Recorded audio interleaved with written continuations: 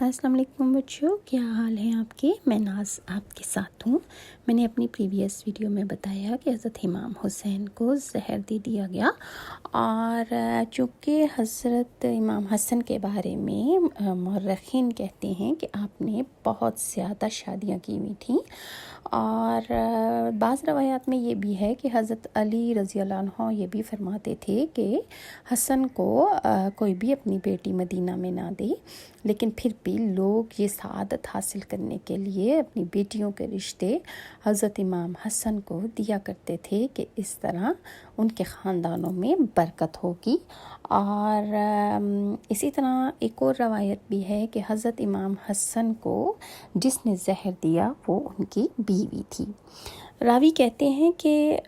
یزید ابن معاویہ نے جادہ بن اشعث جو کہ حضرت امام حسن کی بیوی تھی اس کو زہر دے کر بھیجا کہ تم اگر امام حسن کو زہر دے کر قتل کر دو گی تو میں تمہارے ساتھ نکاح کر لوں گا اور تمہیں 1,00,000 درہم بھی دوں گا۔ تاریخ کہتی ہے کہ جادہ بن اشعث نے حضرت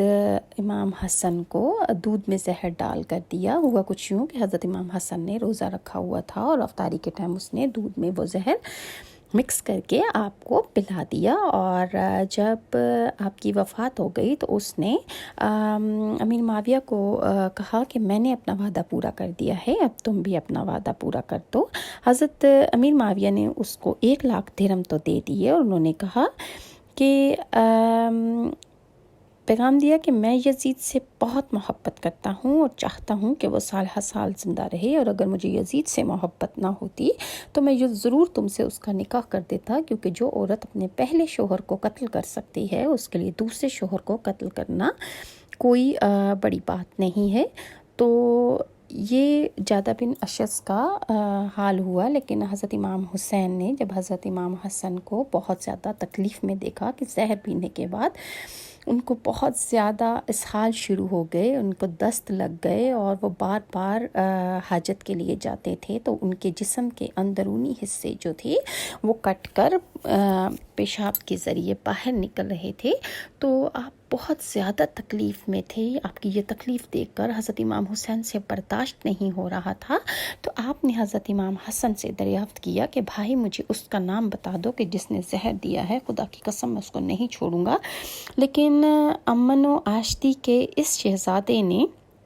موت کو گلے لگانا تو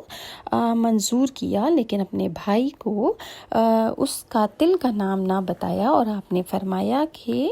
اللہ بہترین بدلہ لینے والا ہے، اور ایک دن جس نے بھی زہر دیا ہے وہ اللہ تعالیٰ کے سامنے ضرور حاضر ہوگا۔ تو میں نے اپنا معاملہ اپنے اللہ کے سپرد کر دیا ہے، اور بہتر یہی ہے کہ آپ بھی خاموشی اختیار کر لیں۔ حضرت حسن کی وفات کے بعد حضرت عائشہ سے دوبارہ اجازت لی گئی کہ آپ کو روضہ رسول میں دفن کر دیا جائے،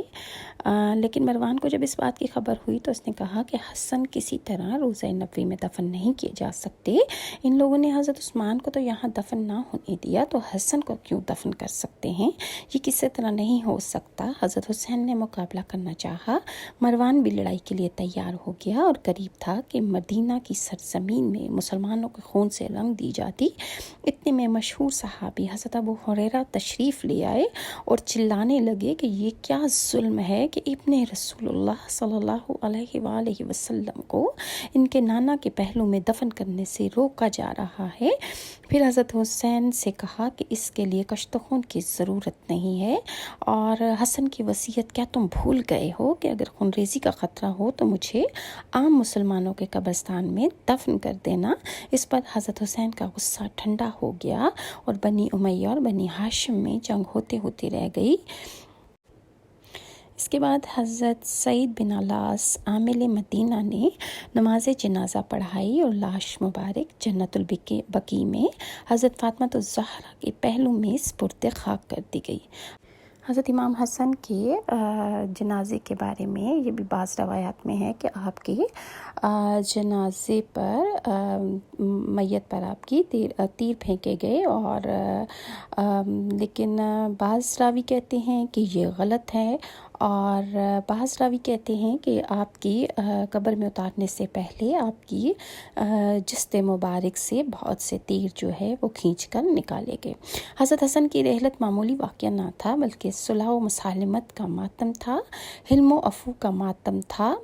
اور خاندان نبوت کے چشم و چراغ کا ماتم تھا۔ اس لیے آپ کی وفات پر مدینہ میں گھر گھر صف ماتم بچھ گئی، بازار بند کر دیے گئے، گلیوں میں سناٹا چھا گیا۔ بنی ہاشم کی عورتوں نے 1 مہینہ تک سوگ منایا۔ حضرت ابو ہریرہ مسجد میں فریاد کرتے تھے، روتے تھے اور پکار کر کہتے تھے کہ لوگوں آج خوب رو لو کہ رسول اللہ صلی اللہ علیہ وآلہ وسلم کا محبوب دنیا سے اٹھ گیا ہے۔ جنازہ میں انسانوں کا اتنا ہجوم تھا کہ اس سے پہلے مدینہ میں بہت کم دیکھنے میں آیا تھا۔ سالبہ بن مالک کہتے ہیں کہ اتنا جنازے میں رش تھا کہ اگر کوئی زمین اس ہجوم میں گر جاتی تو وہ بھی زمین تک نہ پہنچ پاتی۔ وفات کے قریب حضرت امام حسین رضی اللہ تعالیٰ عنہ نے دیکھا کہ ان کے برادر محترم حضرت امام حسن کو بہت زیادہ گھبراہٹ اور بہت زیادہ بے قراری تھی اور آپ کے چہرے پر غم کے آثار نمودار تھے۔ یہ دیکھ کر حضرت امام حسین نے تسکین کی خاطر عرض کیا کہ اے برادر گرامی، آپ کیوں رنجیدہ ہے؟ بے قراری کا کیا سبب ہے؟